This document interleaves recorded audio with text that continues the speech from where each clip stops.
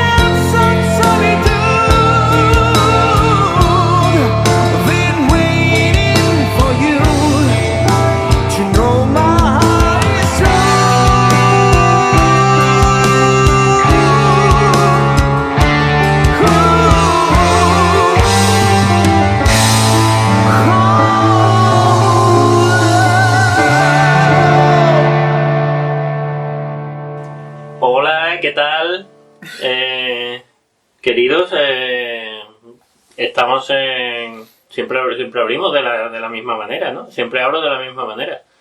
Vamos a hacer una nueva apertura. Abre la puerta. Podemos ponerla de abre la puerta, niña. Abre la puerta. No podemos poner cosas copyright, que derechos de autor. Un día tenemos que intentar poner canciones de Aulogelio. A ver si nos salta nos salta el detector de derechos. Sí, el que sea que... Bueno, si es una máquina, sí. El que lo detecta, que yo no sé. Es una aplicación. Es una máquina, porque te sale a los 10 segundos, te sale. No es un tío que esté ahí en su casa. No. Tienes que saber todas las canciones del universo para saber si tienen copyright. Analizando cada uno de los... No. Es una máquina, lamentablemente. Ese tío puede ser una máquina, pero vamos. Sí, sería una máquina si fuera un hombre. Bueno. Porque si lo tuviera que hacer un ser humano, seguro que no saben quién es Aulogelio. El cantante. Ni el referente. Por suerte, gracias a nosotros, la humanidad está conociendo al Aulogelio polígrafo. Exactamente. Siempre sale en Telecinco. Bueno, este es un programa raro el día de hoy, porque como la gente estará observando, si nos está viendo en YouTube, no están saliendo nuestras caras en movimiento. Gracias a Dios.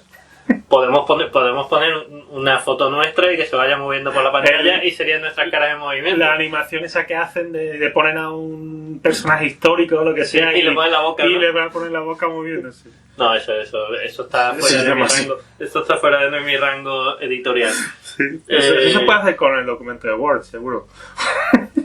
O con el Paint. Pégala. Bueno, en fin, vamos rápido a leer hoy. No sé si hemos terminado de saludar a la gente. Hola. A ver si se nos ha ido. Hola, ¿qué tal todos? Bueno, como no, somos Frontón y Favorino. Sí. Yo creo que ya es la yo voz. Yo soy Frontón. Sí. Pero esto es... Bueno, sí. Tú eres Frontón y yo soy... Remonte. Mireia Remonte. Si alguien ha pillado ese chiste, sí, nos tenemos que le enviamos un ordenador a casa. Para empezar, no sé si está bien hecho el chiste, porque Frontón en realidad no es lo mismo. Que, bueno, en fin, lo vamos a explicar. ¿No fue lo de Rajón?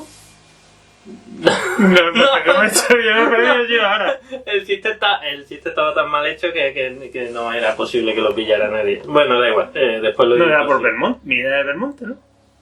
El remonte es una especie de... de pelota. Ya. Es que yo iba a hacer el chiste de pelota vasca cuando has dicho Frontón y yo decía pelota vasca y de remonte. Digo, hostia, estás haciendo una broma con un apellido. Que lo mismo no se llama así, pero bueno. No sé. Bueno, nos han pedido 3 capítulos, así que vamos a ir al grano. Vamos a escribirlos, venga. Nos han pedido 3 capítulos, la verdad es que Es un cambio, ¿eh? Es un cambio susceptible el hacerlo en persona porque Sí.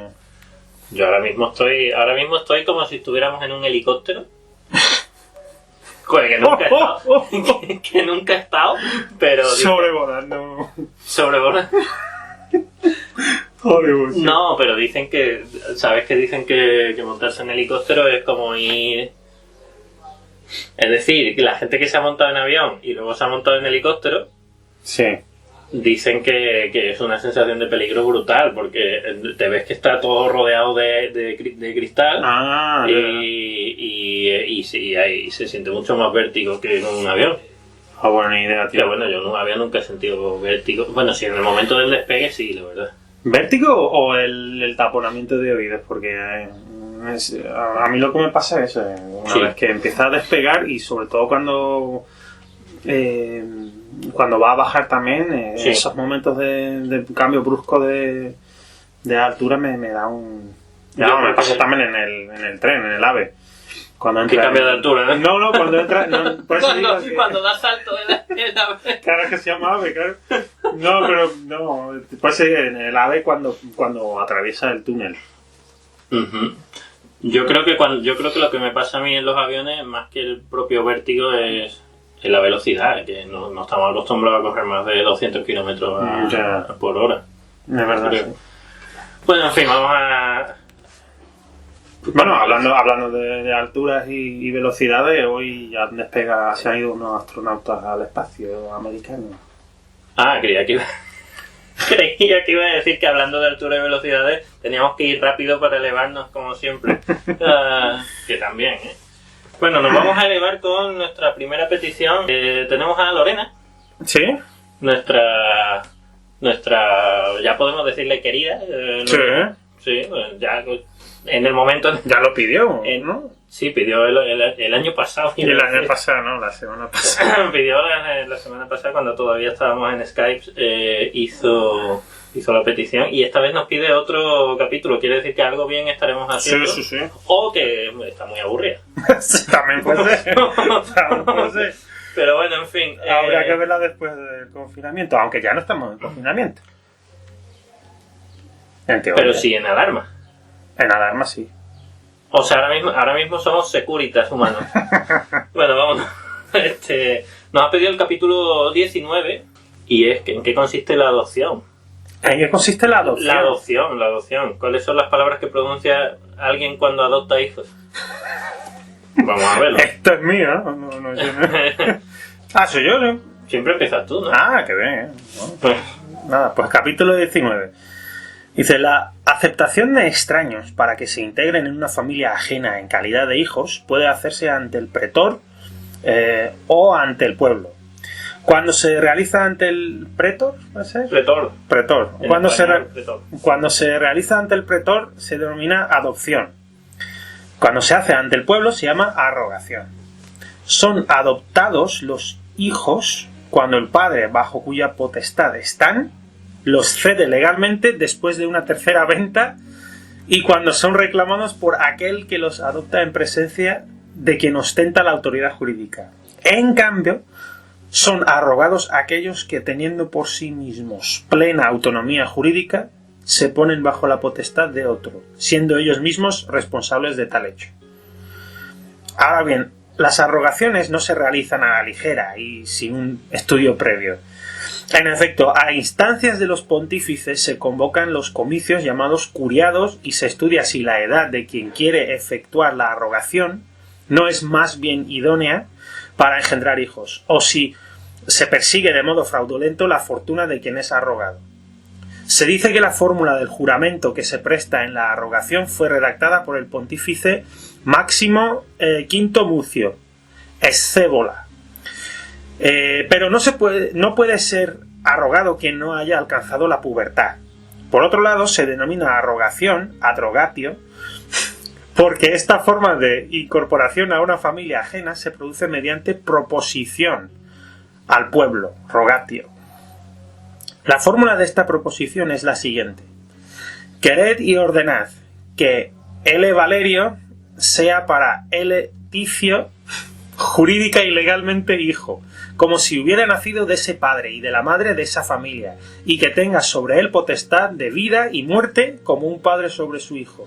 En los términos en que los he expuesto, os lo propongo a vosotros. Quirites. Todo esto era una cita. No obstante, no pueden ser arrogados ni el pupilo ni la mujer que no estén bajo la potestad del padre, porque los comicios no tienen ninguna relación con las mujeres, ni tampoco está bien que los tutores tengan una autoridad y potestad tan grande sobre los pupilos que puedan someter al poder ajeno a una persona libre encomendada a su leal tutela. En cuanto a los libertos, Masurio Sabino escribió que podían ser adoptados legalmente por hombres libres. Dice, sin embargo, que no está permitido y que nunca se debe permitir que hombres del estatus social de los libertos invadan los derechos de los hombres libres mediante adopciones. Cito: de lo contrario, sigue diciendo, si se conserva este antiguo uso legal, incluso un esclavo podría ser entregado en adopción por su dueño ante el pretor. Cierro cita. Y añade que muchos juristas antiguos han escrito que puede hacerse esto. Observamos que en el discurso sobre las costumbres pronunciado por Publio Cornelio Escipión ante el pueblo durante su censura, entre las cosas que denunciaba porque se hacían en contra de las instituciones de los antepasados, figuraba también que el hijo adoptivo fuera considerado para el padre adoptador como uno de los privilegios propios de los padres. He aquí las palabras de este discurso. Abro cita. En una tribu vota el padre, en otra el hijo. El hijo adoptivo le proporciona los mismos privilegios que si fuera hijo propio. Se manda censar a los ausentes, de modo que nadie es obligado a acudir al censo. Cierro cita. Para que la gente nos entienda y bueno, la gente tiene un nivel con la que sí está aquí, pero la censura no es que estuviera censurando a nadie, es que era un cargo. El cargo de censor. Que no es el mismo que tiene nuestro anfitrión del programa. Que a veces sí. Anfitrión, pero que no estoy en mi casa. No, exactamente. Bueno, sí, porque siempre que llego me dice que estoy en mi casa. Que estás como en tu casa. Bueno, un capítulo... Y ahora dice, a ver, iros de mi casa. Bueno. Capítulo... De estos que me encantan a mí. A ti sí, pues a mí me parece un poco oscuro, la verdad. Lo único que me ha gustado ha sido la primera parte. Uh-huh. Cuando ha hablado de la diferencia entre los dos términos. Y luego, la verdad, si te digo la verdad, no es una cosa que me preocupará mucho lo que dice después. No, yo digo que la razón por la que me gustan este tipo de capítulos, y me vas a perdonar, los dos somos filólogos, pero tú eres leguleyo también, aparte. Soy leguleyo. Aparte. O sea, los dos somos filólogos, pero... Sí. Por tanto, hombre, los capítulos que son de gramática y tal, pues son interesantísimos, por supuesto, sobre todo etimología, que me encanta, pero las que hablan de un poco cómo funcionaba la sociedad... Sí, lo que se llaman los realias. Exactamente, sí. Porque, no sé, a mí siempre me ha interesado qué comían, por ejemplo, los romanos, ¿no? Sí, ¿a qué hora cenaban? Las típicas cosas que no aparecen en las obras literarias, sí, porque se dan por hechas. Claro, entonces esas cosas, por eso este tipo de capítulos también. Sí. Otra cosa es que sean súper emocionantes o no. Hombre, yo creo que estaremos de acuerdo que emocionante no ha sido. Pero está bien. Lo de ante el pueblo, o sea, me encanta lo de que, o sea, porque es igual como los organismos de hoy en día, o sea, para adoptar tienes que ir a un registro y tal. Cosa que hemos hecho los dos, por cierto, por lo que se ve. Que los dos tenemos experiencia. No, pero quiero decir, tienes que ir a tú no vas a una guardería y dices, venga, este niño es para mí, ¿sabes? Sergio Dalma sí, esta chica es mía, casi mía. Pero se dice ante el pretor o ante el pueblo. O sea, ahí llega como Simba, ¿no? Ahí al pueblo. Sí. Este niño es mío. No sé si tiene mucho que no era una adopción, pero bueno. No era una adopción, pero estaba enseñando el niño al pueblo. Al pueblo, sí. Pero no sé si tiene mucho que ver, pero no sé si te hace recordar a ti esto del pretorio y el pueblo a la fórmula SPQR, que vamos a decírselo a nuestros escuchas, como dicen los del Río de la Plata. La fórmula SPQR, que significa Senatus Populusque, es como siempre Roma, bueno, no siempre, pero en la época republicana Roma tiene la sensación de ser dos órganos que son como brazo izquierdo y brazo derecho, ¿no? El Senado es como el poder, digamos, consultivo, por así decirlo, y el pueblo, que es el que al fin y al cabo, entre muchas comillas, decide a través de la democracia, ¿no? No sería nada el Senado sin la democracia, ni sería nada la democracia sin el Senado, porque los romanos saben o intuyen que el pueblo solo no maneja, tiene que llevarlo. Entonces no sé si esto está detrás de un poco de esta fórmula. Para una ceremonia es el pretor, que no es lo mismo que el Senado, pero sería un poco la diferencia entre instituciones y masa, ¿no? Ah, vale. O sea, en este caso pretor sería el que no es senador, no tiene por qué ser pero senador. Representaría la parte, digamos, más el gobierno. Sí, más legal y el pueblo sería como los diputados, ¿no? Elegidos por el pueblo, más o menos. Es mi manera de interpretarlo. Sí, porque es que si no, o sea, llega ahí al foro romano y dice, con el brazo del niño y dice, pueblo, claro, os pido que os deis vuestro consentimiento para que este sea mi hijo, ¿no? Claro. Entonces, como... O llega al bar. venga, este es el hijo, ¿eh? ¿De quién es hijo este? No, pero sí que es verdad que esto es importante, que lo estamos tomando un poquito a chanza, pero es importante porque la rogación es un tema voluntario, ¿no? Voluntario me refiero del que va a ser adoptado y no puede ser un niño, como ha dicho. Sí, antes. tiene que tener la pubertad, ¿no? Tiene que tener la pubertad hecha, es como la selectividad. Pero no, pero más fácil. Habrá que ver qué era lo que...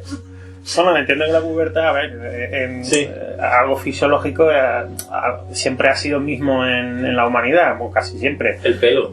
Sí, claro, eso, pero que quiero decir, no es lo mismo, recordemos que no es lo mismo lo que entendemos hoy en día por niño y lo que se entendía antes por niño, ¿no? Porque, hombre, antes se ponían a trabajar los niños con 12 años.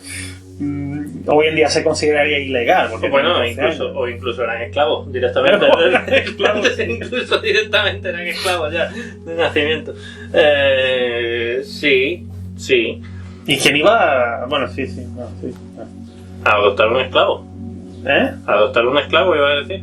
No, porque no dice libertos, no esclavos, porque eso se supone que ya se han liberado, ¿no? Sí. Que dice, de lo contrario, si se conserva este antiguo uso legal, incluso un esclavo podía ser entregado en adopción por su dueño ante el pretor. Entonces ya no habría una compra, ¿no? Una compra-venta, sino que se podría simplemente decir, este es mi hijo, en vez de mi esclavo. Esto le pasó a... Yo lo quiero adoptar, sin más. Esto le pasó a un famoso autor de la literatura latina, Terencio. Terencio. Publio Terencio Afro era un esclavo africano que pasó a tener el apellido de su dueño, entre comillas, porque él era un cartaginés africano. Sí. No me atrevería a decir cartaginés.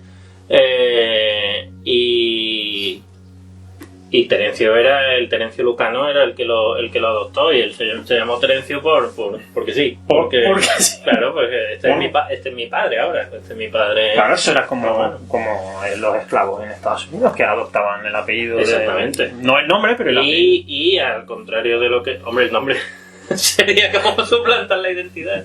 No me como suplantar la identidad, sí. Si no tienes ningún derecho legal ni nada. No, ya, pero lo que quiero decir es que... Pero al contrario de lo que se puede pensar y de lo que la gente normalmente piensa, la esclavitud en Roma no es... Hombre, sí, supongo que sí los habría, ¿no? Pero habría. pero que no entienda la gente que ser esclavo en Roma es que te estuvieran latigando todo el tiempo, ni que te estuvieran poniendo la comida con el pie o tratando... Claro. No, simplemente alguien que no tenía derecho a la propiedad. Derecho a la propiedad. Y que- Ni votar, ni esas cosas. Sí, pero... vuelvo a existir. Sí, Seguro que también habría existía, abuso. claro. Pero bueno, había esclavos que enseñaban, ¿no? También, ¿no? ¿O no? Sí, claro. De hecho los griegos cuando iban a...